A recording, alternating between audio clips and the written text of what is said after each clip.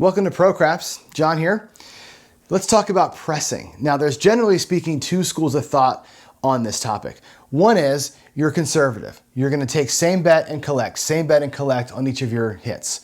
The other school says, no, we're going to take all of our winnings and stack them up and stack them up and stack them up and get as much money on the table as we can to win as much money as we can later on. Okay? Both of those thought processes are correct, yet both of them are fatally flawed. Okay, I've got numbers. I've run 10,000 hands. I've got 70,000 throws.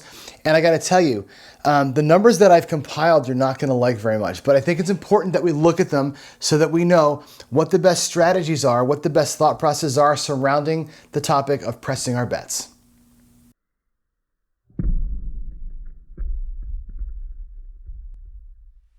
All right, let's step away from the craps table for a little bit here and really talk about some numbers. Now, what I've done is compiled about 10,000 shooters worth of data. And the reason I did it was because, I see so many YouTube strategy videos on craps, and I know you have too. And some of them, I think, are giving some pretty dangerous advice. And I say that with all sincerity. When somebody tells you, especially a beginning craps player, the only way to make money in this game is to press again, get the table max, and then pull out all the money in the casino. And I've seen that said so many times by people, and I just feel like it's the most dangerous advice you can give. I don't know about you. When I'm at tables, how often do you see the six getting hit 5-6 times? Like once in a blue moon, it seems like, right? You catch those rolls every so often, but by and large, it's short, ugly rolls. Most of the time, you catch a small little wave and you can get some money and get out of there. The dealers that sit at the tables for hours and hours and hours and days and months and years, they're going to remember the person that bought in for 100 and 124K. That's going to stick out in their mind. And yeah, they see a lot of people burning through money, and they see a lot of people making a pile of cash by pressing. But I got to tell you, most of us don't come in, with that kind of bankroll to be able to survive until the good roll comes. Most of us don't have the time to survive till the good roll comes, right? There's so much that goes into this. And I wanted to prove my theory and my feeling about that dangerous kind of advice. So let's take a look here at the numbers, and I'll show you what I've compiled, and we'll see what you think about this in the end here. So the first thing is this. What I did was I collected 10,000 shooters worth of data. Okay, the data that I tracked was only the rolls after the point was established. Again, I'm trying to see how many pressing opportunities we have. So once the point's established is when you would lay out your bets. When a number gets hit, you can decide to press it, and that's where my counters are starting, like right at that point. So I exclude the come out roll. I exclude the point itself from being established because you're not pressing on that. You're getting a point and starting. I do include the point made because some of us, myself included, don't always play the pass line. So I may actually place the point as part of it. So that would be a chance for me to press on the point. You can see the numbers here. The two ugly numbers are the bottom ones, right? Over 68,000 rolls, 16,000 points established. The average number of rolls per point is 4, a little over 4. The average number of box numbers or score hits for most of us after the point, 2.75 roughly.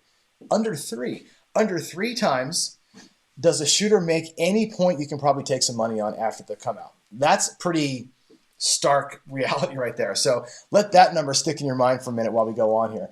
And what you're going to see next is a breakdown of the average roll length. And again, this is over 10,000 shooters and those 68,000 rolls here. So here's what roll length looks like to us. You've got an average, and look at this. The first column is the one that I want to call out here. This is 28.5% of the rolls that we see on a craps table are 0.7 ounce. Now that number seems high. I thought there's no way that that's true. I actually went back to my app and I did a random 10,000 rolls just to see if it was going to track with what I actually logged. And within a point, this whole chart is about right. That's a scary number right there. 28% of the time, you have a 0.7 out. My God. But think about how often you see a 0.7 out in a game. It happens all the time. Sometimes it happens 4 or 5 times in a row. We've all been there. We've all seen it. If it didn't happen this often, I'm here to tell you, they wouldn't have given it a name. Right? Things that happen 5% of the time don't get a name like 0.7 out or a PSO. We've actually given it some meaning, right? That's a real number. The other real number here is this, and I'm going to draw kind of a line over here at the 3 level. So the other chart showed you that 2.75 or so is the average number that you'll see after the point. This is showing it right here. 75% of the time, you only get 3 rolls after the point. Right? Most of the time, and that's, I think, pretty true. I think when you're at tables, you'll agree, most of the random shooters that you see, and again, I know there's controlled shooters in the audience right now that are going, I shoot 18 times every time. It never happens to me. Maybe it doesn't. I don't know if you're that great of a shooter, but when I'm at the table, I think I'm a pretty good shooter, but there's 11 other yahoos out there that can't throw worth a damn. And they're in here. They're the ones that are killing you in these short rolls right here. Now, they may catch the wave every so often, and that's fine, but I don't bank on that. And this chart here is showing me what I thought was true, which is 3 or 4 is about the average number. Now, you can extrapolate that out and say, if 3 or 4 is the average number of rolls after a point, how the hell am I going to press 4 or 5 times? Well, the answer is you're not. Okay, let's take a look at the next chart here. It's going to look at the probabilities and the chances to press on the 4 and the 10. So let's get into here. And you'll see here that the 4 and the 10, obviously the outside numbers are the hardest ones to hit. The 4 and the 10 can be pressed on average, maybe once. Okay, look at that number, that total here. 63% of the time, the 4 or 10 doesn't get hit. Doesn't get hit at all after a point. 63% of the time, 0 hits on the 4 or 10, and only 25% of the time, or 23 or so percent of the time, it gets hit once. Okay, this is why don't players love to lay the 4. You'll watch Wager Me This, and he'll say, you know what, lay on that 10 on the anything but 10 strategy. Well, here's why. Here's why. Look at 85% of the time, the 10 gets hit maybe once during a roll. That's a pretty stark thing. So if you're counting on doing the thing where you can make $10,000 a day by pressing the 10 5 times, it ain't happening. I'm telling you right now, that's bad advice. And this right here should be the reason why you'd never try that. Okay, you may catch lightning in a bottle, but I got news for you. If you're trying to catch this wave and actually catch the 10 rolling 8 times, that looks like COVID numbers right there. 0.02%, right? That's not going to happen for you. And don't waste your time, money, and bankroll trying to press the 10 or the 4 more than one time. Even at one time, it's a pretty tough climb. The 5 and the 9 don't fare much better. If you look at the numbers here, they're still in that same general area where you've got about 60% of the time they don't get hit. And I think that's pretty true. When I have money on the 5 or 9, most of the rolls, probably it feels like, half the rolls at least, they never get touched. Okay, the numbers bear that out. The numbers also bear out the fact that really at the 5 and the 9, it's going to be 58, 68, 70, almost 80% of the time. It's only going to get hit twice after the point, which means you can press it once and maybe 10% of the time collect on that press. That's what that chart shows me, right? You can sometimes press it once, about a quarter of the time, and then about 10% of the time you're going to collect on that bet. Again, that's not giving me a whole lot of confidence in multiple pressing levels, okay? How do the 6 and the 8 look? They're about the same. The 6 and the 8 look like a little bit better, 52% of the time they don't get hit. Again, the 0.7 out number being 28% kind of bears that out. And again, you're getting lots of other random stuff in here as well. So yeah, about 52 to 55% of the time, you're not going to see a 6 or an 8 get hit during the roll at all. And you can press it once about 25% of the time and maybe collect on it 11% or so. Now that does get better here. You can get into the 3s and 4s with the 6, but if you're strategizing where you're going to press 4 or 5 times before you collect and you're down in here, that's a pretty low percent. You have about a 1.5% chance of maybe collecting on that 5th hit of the 6. Now I've seen strategies where it's press once, collect, press once, collect. That works. But again, on that second level, unless you're a sharpshooter and you're knocking the lights out, it just doesn't happen, okay? And I want you to be aware of these numbers because it's critically important that we know what we're doing with our money. When I talked about leakage in the other videos that I do, you've got to realize how bad of a problem this is. And this is, again, casinos make money because we're a bunch of dumbasses, right? We're out there thinking we're gonna kill it. This guy's got it. I like the way he's shooting, and I'm gonna press the shit out of my 6. Well, guess what happens? This is what happens. You get to the 3rd roll, and you got a 6% chance of ever collecting on that bet. and they just take your money. So let's not feed that beast if we can, okay? Here is the final set of numbers that I want to talk to you about. And I want you to remember this. This is the takeaway from the video here, which is this. 80% of the rolls, 80% of the shooters are 4 rolls or less after the point. 80%, 4 rolls or less. Remember that. Get in and get out as often as you can, okay? The quick hit strategies, the one and dones, that's where you make your money in this game, okay?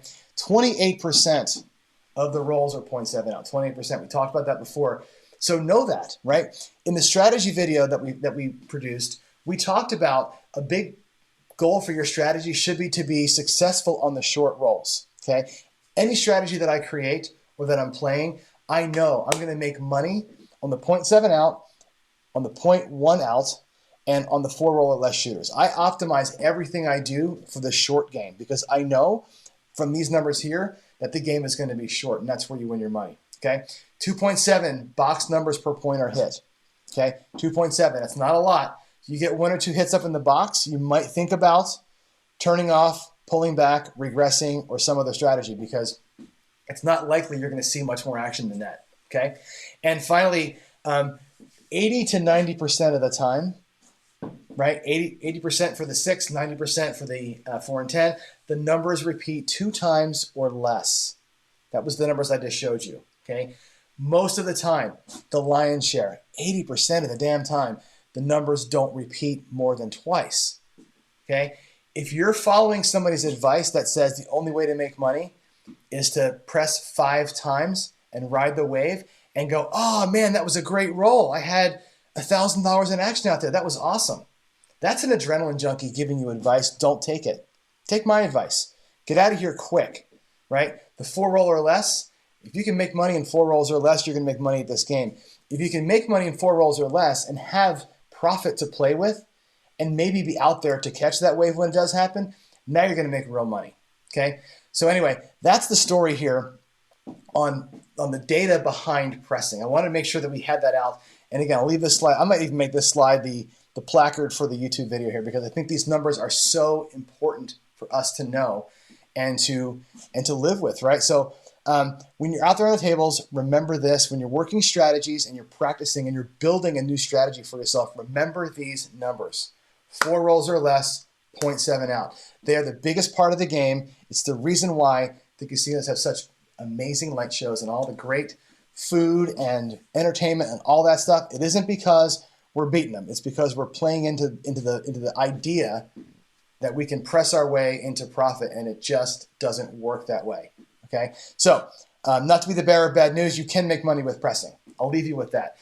When you catch the wave, be on the wave, but make sure that you are prepared for the short roll and there for the long roll, and that's the way to make money here. So looking ahead to our upcoming strategy video, we're going to dive in more into pressing strategies because now that we know these numbers, we can strategize ways to press that will take advantage of those short rolls, like I said, and be in a position to really hammer them when the long roll happens. And that's, I think it's critical, is to have both things working for you.